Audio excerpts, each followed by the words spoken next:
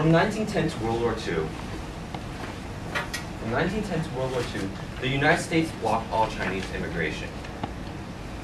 However, after 1943, Chinese already in the U.S. were allowed to bring their families over. 1952 saw the passage of the Walter McCarran Act, allowing first-generation Chinese Americans to apply for naturalization. In 1949, right before the communists took over the Chinese government, my grandfather fled from China. He left his family in Taisan, which was a farming village in Guangdong Canton. He settled in New York City and lived in an apartment with 4 other men that he didn't know but was from his homeland. Question. Is this a true story? It's my father's story tweet. Okay, sure. And he worked in a laundromat.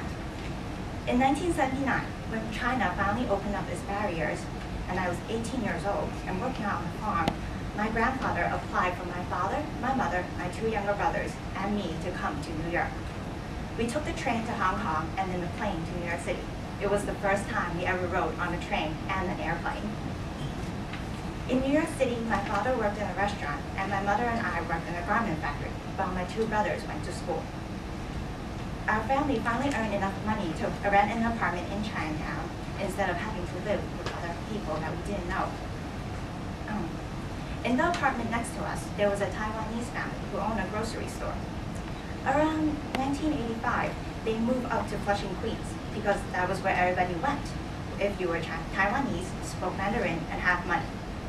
They bought a single house and started their own business on Main Street, next to restaurants and shopping malls. But sometimes they still take the 7 train out to Manhattan for grocery shopping. Before, they used to have a grocery store in Chinatown. However, since they moved to Flushing, they decided to sell it to a man from Guangzhou who later became my husband.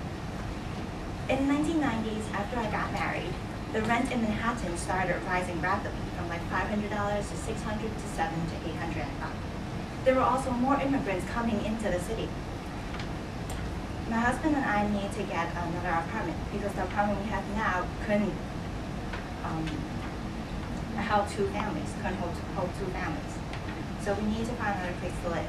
The Manhattan was just too expensive. The rent in Brooklyn was much cheaper, around $400 a month.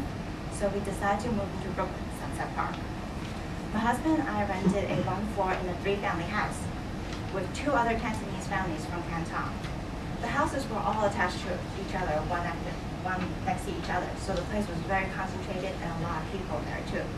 Because the rent was so cheap and the rent in Manhattan was so expensive, a flood of people came rushing into Brooklyn. And stores, restaurants, and other businesses started opening up on 8th Avenue. But sometimes we still take the N train out to Manhattan because my husband still had the grocery store there, and I was still working at the garment factory. But after I had my son, I stopped working at the garment factory and decided to help out at the grocery store more. Life now is much better than life in China. Instead of having to work out in the farm or working in the garment factory, I have my own family business, the grocery store. And instead of having to live in the stone houses back in the village or an apartment with 10 other families, I have a 1-floor house, well, part of a house. And therefore I hope for the life of my son to be better, my son's life to be a lot better than the way I have now. Hoping he'll become a businessman or a lawyer or a doctor.